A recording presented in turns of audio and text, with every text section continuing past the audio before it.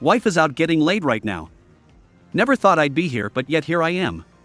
This weekend my wife, 38F, and our daughter, 13F, went to visit her mom. I couldn't go because I couldn't get the time off work, and we decided it would just be a girls' weekend for them. I'm a firefighter in a large southern city, and I'm on a call and gearing up when our dispatcher calls in to tell me that there is some emergency. I'm not really needed on the work call, so I get my cell phone and find a bunch of texts from my kid and a couple from a number I don't have in my phone. In the course of about 11 text messages, I learn that my daughter has gone ice skating and fallen and broken her wrist. She's in the emergency room, but cannot get treatment because no one can find my wife. The number that I don't know belongs to a friend of my wife's who has gone to the emergency room to sit with my kid. She was the chaperone for the girls who had gone skating. So I call this friend, and after a lot of hemming and hawing she admits that wifey has gone to dinner with some random guy. Well, we always leave our location shared with the family because of my job. And sure enough, I pull up an address and Google it, and it's a fucking hotel. This was 10 p.m. It's now almost 4 hours later and she hasn't answered my texts, but she did finally call our kid. I have permission and insurance information, and she got a cast and a referral to see an orthopedist when she gets home. The friend took our daughter back to her grandmother's and texted me. She said, "I'm sorry you had to find out this way about X, a guy's name. Apparently it's been going on every time she's gone home that I haven't gone. Meanwhile, I've worked countless hours of overtime to pay off our house, take us a nice vacations, send our daughter to the most expensive private school in our city. I'm a fool. Update, wife claims that this guy is just a friend, and that they were at a coffee shop the whole time. She really must think I am stupid. I pay all of our bills, so I logged into our cell phone account and found one particular number that she has called and texted far more than any other. I haven't confronted her other than to say that I was disappointed that she wasn't there when our daughter truly needed her. I've taken a few other steps to protect myself, but I'm not going to discuss here. And it took me all about 15 seconds to figure out who the guy is, and of course he is married as well. They are supposed to get home late tonight, so we will see what happens then." Top comments.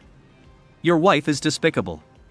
Know that none of this was your doing, those who can do such a thing to those they supposedly love, and also have a child with? It's detestable, and I'm sick of acting like it isn't. That woman will get what's coming to her as long as you stick with your gut, now that you know what type of person she is. Someone sick enough to carry on with another man, leaving their husband to work hours and hours. You were her meal ticket, it seems to her. Also, she doesn't seem very remorseful about what she did regarding yourself as well as your daughter, and I think that is something that should be scrutinized during mediation if it goes as far as that. She probably won't let you go peacefully, since she's the type of coward to let you go on for who knows how long, not knowing that she was disrespecting your family. Thank God you know now. ETA, forgot to mention, the fact that she didn't answer her phone is repulsive to me. Maybe it was on silent, whatever. My mom sees one missed call from me, and she's breaking down my doors immediately. I'm sure most moms are like that, huh? Damn. There's gotta be some crazy disconnect in cheaters where they don't consider nor care about the consequences of their actions. Did she even give you a reason? Yup. Your marriage has been done for a while, she just didn't tell you. This will come up when you finally confront her in person about the cheating. Don't take her back, even if she begins to plead. The threat of losing her comfy life while having her cake and eating it too will cause her to hold on for dear life.